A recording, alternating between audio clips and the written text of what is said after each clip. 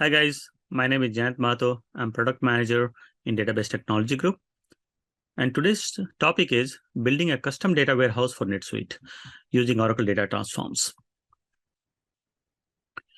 First thing first, if your usage is NetSuite centric and you simply want a very easy to use analytics, you can use NetSuite Analytics Warehouse, NSAW.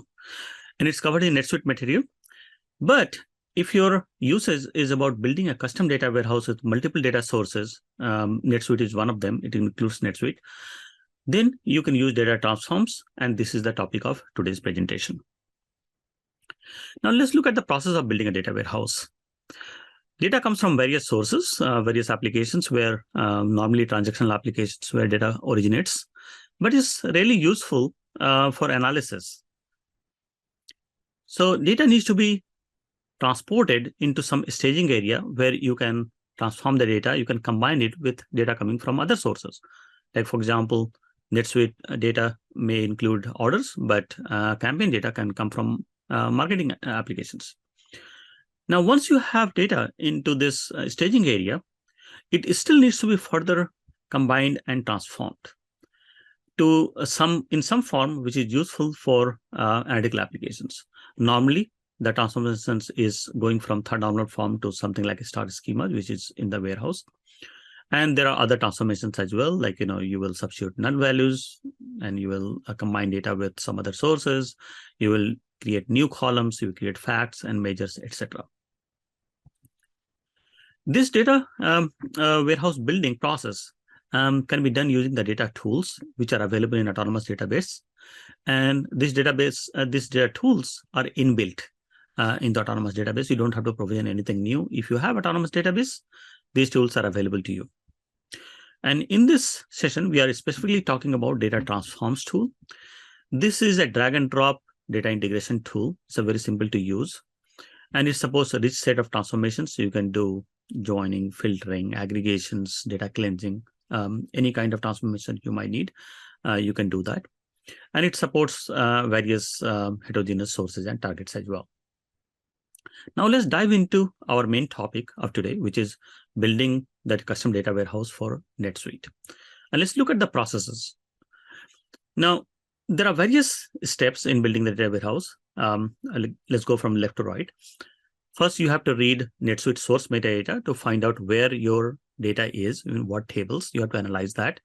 There are relationships between the tables. And based on these, you can create data model in that warehouse. You can create facts and dimensions. You can create analytical views, which you will be loading into the target. Then you are going to create the extract and load flows to the staging database. And these flows should be incremental, should have an incremental extract strategy so that every time you extract, you are extracting only the new rows. And from the staging area, you are going to load this final data warehouse models, the facts and dimensions with all the transformations necessary. And for these data flows, there will be workflows which can be scheduled for periodic load. And all these different components should be customizable so that, and because we are building a custom data warehouse, so that end user can go back and customize them as necessary. They can create new facts, new measures, they can combine with data coming from the other sources, etc. And all these processes are actually part of the widget which we have available in data transforms as a data warehouse builder for NetSuite. Now let's see how this widget works. This is the same flow which we saw in the beginning, and specifically we are talking about the NetSuite. And this is the widget, the data warehouse builder for NetSuite, which is available as part of data transforms. First thing this widget does is to build data warehouse model and analytical views. This analytic views and model is based on the business areas which end user provides, and you will see that in the demo. Then we build this extract flows, which is this extract flows is reading data from NetSuite tables and loading into the staging area. And there will be multiple of these flows depending on what business area you have chosen and how many source tables are used. You will have them. It could be hundreds of them. And from the staging area, we load the data warehouse final tables. And again, there will be multiples of them. And these are generally complex data flows. They join parent-child hierarchies and join from facts to dimensions, etc. Now, all these different three components, the extract flows, the loading warehouse flows, and the building the models and analytic views, they are all part of this data warehouse builder for NetSuite widget, which is available in data transforms. Now let's go into demo. We are looking at the autonomous database actions page. It has this data tools, and you have a data transforms tools, which we will use, and we will also use data analysis tool. But first, let's look at the data transforms tools.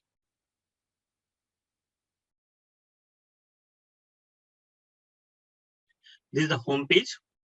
Before we do anything, we have to build a connection. And when you're creating a connection, you can see that there are connections to databases available, to various applications, and we are going to use the NetSuite connection. You have to provide the credentials to connect your NetSuite application. Let's look at the connection which we have already created. All the credentials are provided automatically. We also have a connections to data warehouse. This is autonomous database. And also we have a connection to the staging area. Now we launch the widget from the NetSuite connection for building the data warehouse. And first you have to provide the staging schema connection.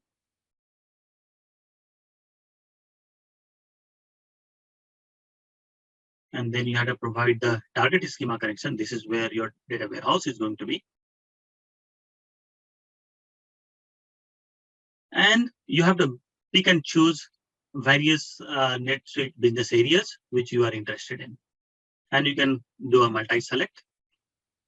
And once you select whatever business areas you want and click on the save, there is a job going to be created in the background. And this job is going to create all the necessary data flows, create the workflows, bring in all the definitions, and also going to create the analytic views in the autonomous database. And let's look at the objects which are created by this build data warehouse widget. First, look at the data entities. And we are looking at the connections for NetSuite demo data, which we had created. And these are the entities which are brought in from NetSuite applications. And you can go in any definition and you can see the column names, data types, etc. These are read from the NetSuite application and the definition have been brought in. And one project has been created for this connection. And this is created by the widget. There is no manual coding needed. They are created automatically, these data flows. And also workflows are created, which we'll look at it later. And there's a schedules where we can schedule them. We'll do that later as well. First, look at the different stages of our entire flow. There's a first staging, loading staging area, then extracting the primary keys, which will be used for delete purposes. And then loading from a staging area to the warehouse. This is where all the facts and dimensions will be loaded. And finally, we'll apply the deletes. So let's look at one by one. So look at the first one where data is extracted from the NetSuite application to the staging area. Let's look at one particular area for purchasing. We are just filtering it out. And let's look at the data flow, which has been created by this widget. You can see that this is the NetSuite application table for purchasing data. And there's a filter for incremental extracts, and it's loading into the staging table, staging schema, sorry. Now, next is extracting the primary keys. These primary keys are extracted in order to handle deletes so that we can compare them later and find out if there are any primary keys which have been deleted from the source.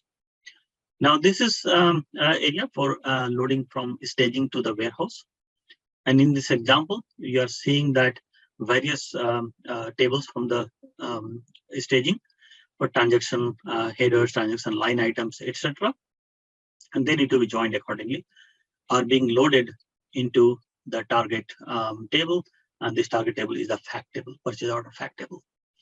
And it also has the incremental extra logic for filtering only the incremental data.